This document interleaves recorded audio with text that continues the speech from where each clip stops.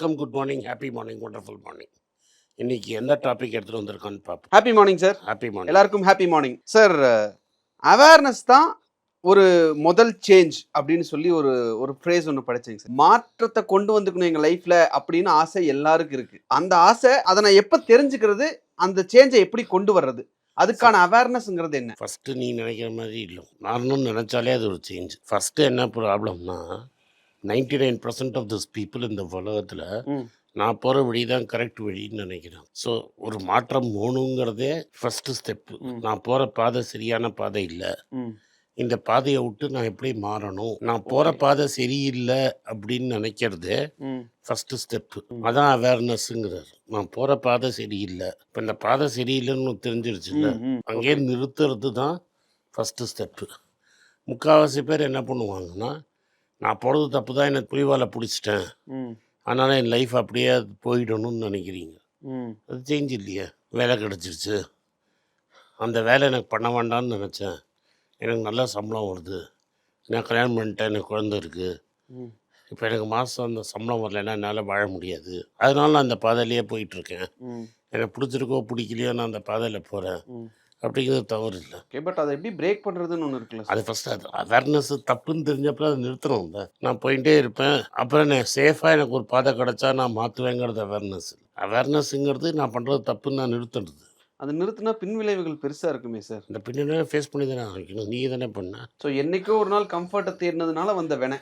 ஆமாம், அப்படி எடுத்துக்கலாமா சார்? அப்படி தான் எப்போதுமே இன்னிலேருந்து நான் 80 வயசில் என்னோடய ஃபியூனரலில் என்னை பற்றி என்ன பேசணும் அப்படிங்கிறது நீ எழுதிப்பாருங்கிறான். எவ்வளோ பேர் வருவாங்கங்கிறது ஃபஸ்ட்டு.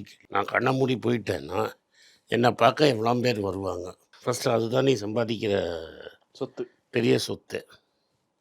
எவ்வளோ பேர் வருவாங்க அப்படிங்கிறது உனக்கு கிளியராக இருக்கணும். அடுத்தது எதுக்காக வராங்க, என்னை பற்றி என்ன சொல்லணும். இந்த உலகத்தில் 100ல் 99 பேருக்கு அவங்க குடும்பத்தை தவிர வேறு யாரும் வரமாட்டாங்க. அப்போ இந்த பேரு புகழ்லாம் என்ன, நாமளா ஏதோ ஒன்று நினச்சிக்கிறோம், நீ ஏன் நினச்சிக்கிறது. அண்ட் சில பேருக்கு வரணும்னு தோணும், ஆனால் பயத்துக்காக வரமாட்டாங்க. ஓகே, இப்போ பாரதியோட ஃபியூனரலுக்கு 10 பேர் கூட வரல. சுப்பிரமணிய பாரதியார் அது பயத்தினால வராமல் போயிட்டாங்க. நான் நினச்சி பார்க்க முடியுதா? இல்லை சார், டெஃபினட்டாக இல்லை. இன்னைக்கு வரைக்கும் அவரை பேசிகிட்டு இருக்கோம், ஆனால் அவர் வரல. ஸோ ஆனால் அவர் இருந்த வாழ்க்கையில் அவர் பட்ட கஷ்டம் யாருமே படலை. ஸோ நான் என்ன பண்ணணும்னு நீ நினைக்கிறேங்கிறது வாழ்க்கையில் உனக்கு கிளியராக தெரியணும். இப்போ நீ ஒரு பாத் ஆஃப் கம்ஃபர்ட்டில் போனேன்னா அதோட எண்டு பாயிண்ட் நீ எல்லாம் அச்சீவ் பண்ணிட்டே நினைக்கும். உன் பையனே நாளைக்கு உன்னை பற்றி காய் துப்பினான்னா நீ அந்த வாழ்க்கையை வாழ்ந்து என்ன யூஸு, உன் பசங்களுக்கு நீ சம்பாதிச்சு ஸ்கூலுக்கு காலேஜுக்கு அனுப்பிச்சு என்ன யூஸு. ஸோ நீ உன் பையனுக்கு என்ன சொல்லி கொடுத்த, உன் பையன் உன்னை ஏன் மதிக்கணும்? அந்த கேள்வியை நான் எனக்கே கேட்டுக்கணும். நீங்கள் தான் கேட்கணும். அவன் என்னை மதிக்கலைன்னு நான் தப்பு சொல்லக்கூடாது. ஆமாம், அவன் என்ன அவனை ஸ்கூலுக்கு ஃபீஸ் கட்டிட்ட, அவன் மார்க் வாங்கிட்டான், அவனுக்கு நீ கல்யாணம் பண்ணி வச்சங்கிறதுனால அவனை மதிக்க மாட்டான். வாட் எக்ஸாம்பிள் நீ அவனுக்கு செட் பண்ண மைல் ஸ்டோன். நீ அவனுக்கு நீ அவனுக்கு கரெக்டான ஸ்கூலுக்கு அனுப்புறது, காலேஜுக்கு அனுப்புறது உன்னோட கடமையை நீ செஞ்ச. அது திருக்குறளே வந்திருக்கு, மகனுக்கு தந்தையாத்துறது கடமை, பையன் பண்ணுறது உதவி.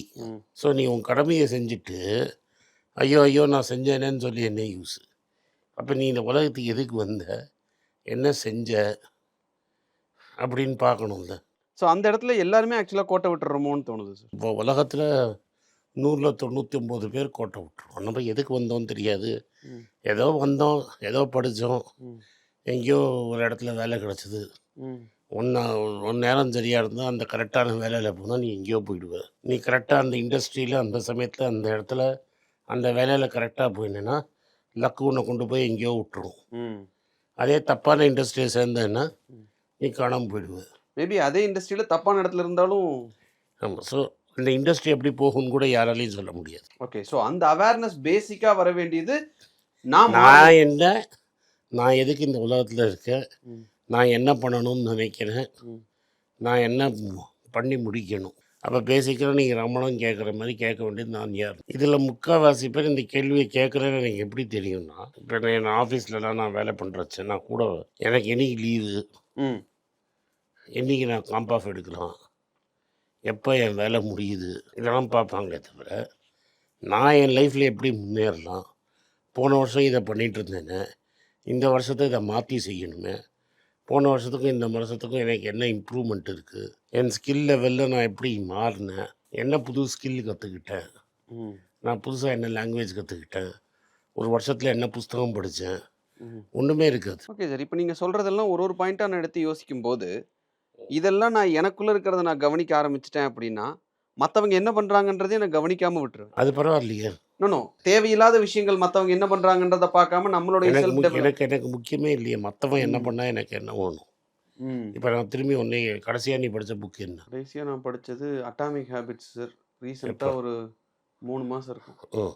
அதுக்கு முன்னாடி அதுக்கு முன்னாடி தான் சார். ஸோ உன் சப்ஜெக்ட்டுக்கு வேணுங்கிற மாதிரி என்ன படிச்சிருக்கிற, உன் சப்ஜெக்ட்டுக்கு என்ன ஸ்கில்லு நீ கெயின் பண்ணியிருக்க. எக்ஸ்ட்ரா ஸ்கில் இருக்கிற ஸ்கில்ல இதெல்லாம் விட்டுரு, எக்ஸ்ட்ரா அதுதான் இருக்கிறது, கர்மம் வந்துடுச்சு.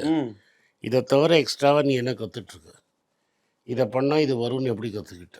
அந்த தேடல் இல்லைன்னாலே, அந்த அவேர்னஸ் இருந்தால் தான் அந்த தேடல் வரும். பிகாஸ் அந்த அவேர்னஸ் வந்ததுனாலே நீ எப்படி பிவட் பண்ணணுங்கிறதுக்கு தேடுவேன், நீ பிவட் பண்ணிடுவேன். Okay sir, fine. ஸோ எனக்கு அவேர்னஸ் வந்துருச்சு, சேஞ்ச் வேணும்னு நான் நினைக்கிறேன், அதை அந்த இடத்துலயே முடிச்சிடுறேன்.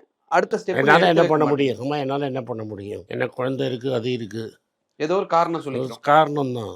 என் பஃபெட் 3 குழந்தைய வரக்கு இல்லையா ஸ்டாக் மார்க்கெட்டில். Okay sir. ஸோ அப்போ இந்த வீடியோவை பார்த்து முடித்த உடனேயும் நாம் ஆக்சுவலாக நீங்கள் சொன்னதை வச்சு பார்க்கும்போது, என் பசங்க என்னை மதிக்கிற மாதிரி நான் என்ன பண்ணினேன், இந்த உலகம் என்னை மதிக்கிற மாதிரி நான் என்ன பண்ணினேன், என்ன பண்ணணும் அப்படிங்கிறத தான் யோசிக்கணுமே தவிர, அவங்க என்ன மதிக்கலைன்றதை யோசிக்கிறத நிறுத்திட்டு be grateful to what you ஹேட்னு நீங்கள் வாட் யூ ஹேவ்னு 2 எபிசோட் முன்னாடி சொன்ன மாதிரி, இது வரைக்கும் வந்ததுக்கு நன்றி. உலகம் உனக்கு நிறைய கொடுத்துருச்சு, நீ திரும்பி உலகத்துக்கு என்ன கொடுத்த? Okay sir, it's a thought provoking செஷன்னு நினைக்கிறேன். ஸோ இந்த எபிசோடு பார்த்தவங்க பார்த்து முடிச்சோன்னே உங்களுக்கு அந்த தாட் இருக்குன்னு நினைக்கிறேன். யோசிச்சு பாருங்கள் நீங்களும். Thank you sir. தேங்க்யூ. இந்த வீடியோ உங்களுக்கு பிடிச்சிருந்தா இந்த வீடியோவை லைக் பண்ணுங்கள், எங்கள் சேனலை சப்ஸ்கிரைப் பண்ணுங்கள், பெல் நோட்டிஃபிகேஷன் தட்டுங்க. இந்த வீடியோ முடிஞ்சால் உங்கள் சொந்தக்காரங்களும் ஃப்ரெண்ட்ஸுக்கு அனுப்புங்க, உங்களை பார்க்க சொல்லுங்கள். நன்றி, வணக்கம். எல்லாருக்கும் வணக்கம். எல்லாருக்கும் ஒரு இம்பார்ட்டன்ட் அறிவிப்பு. நான் யார்ட்டையுமே பணம் வாங்குறது கிடையாது, நான் யாரையும் டைரெக்டாக கன்சல்ட் பண்ணுறது கிடையாது. என் பேரை சொல்லி நிறைய ஸ்கேம் நடக்குது. டெலிகிராம் குரூப், வாட்ஸ்அப் குரூப்னு. எனக்கு இருக்கிற வாட்ஸ்அப் குரூப்லாம் சும்மா இன்ஃபர்மேஷனுக்கு மட்டும்தான். நான் செபி ரிஜிஸ்டர்ட் அட்வைசர் கிடையாது. நான் சேனல் நடத்துறது எஜுகேஷன் பர்பஸ், அதில் ப்ரைஸே பேச மாட்டேன். இதை வாங்கு அதை வித்துருன்னு சொல்லவும் மாட்டேன். என் பேரை சொல்லி பண்ணுறாங்கன்னா ஏமாந்துடாதீங்க. நன்றி, வணக்கம். எல்லாருக்கும் வணக்கம். குழந்தைங்களுக்காக ஃபைனான்ஷியல் லிட்ரஸி, மணி ஃபார் நத்திங்னு 2வது பார்ட்டு. அண்ட் இதில் செக் எழுதுறது எப்படி, டெபாசிட் ஸ்லிப் எழுதுறது எப்படி, பணம் எப்படி வந்தது, பார்ட்டர்லேருந்து டிமானிட்டைசேஷன் வரைக்கும் எல்லாத்தையும் கவர் பண்ணியிருக்கோம். உங்கள் குழந்தைங்க அப் டு ஏஜ் 10-12க்கு ரொம்ப யூஸ்ஃபுல்லாக இருக்கும். இந்த புக் இப்போதைக்கு ஒரு ஸ்பெஷல் ப்ரைஸில் 450 ரூபாய்க்கு கொடுக்குறோம். இதை யூஸ் பண்ணிக்கோங்க. நன்றி, வணக்கம். moneypage.com வெப்சைட்டை சப்ஸ்கிரைப் பண்ணுங்கள். ஒரு வாரத்துக்கு 4 ப்ரீமியம் ஆர்டிக்கலும், ஃப்ரீ ஆர்டிகல்ஸ் ஒரு 10லேருந்து 15 நாங்கள் போடுறோம். இது சப்ஸ்கிரிப்ஷன் ஒரு மாதத்துக்கு 99 ரூபா தான். இங்கே சொல்கிற கான்செப்ட்ஸை கிரேட்டாக எக்ஸ்பேண்ட் பண்ணி போடுறோம். நீங்கள் படிச்சிங்கன்னா உங்களுக்கு யூஸ்ஃபுல்லாக இருக்கும். நன்றி, வணக்கம். வணக்கம்.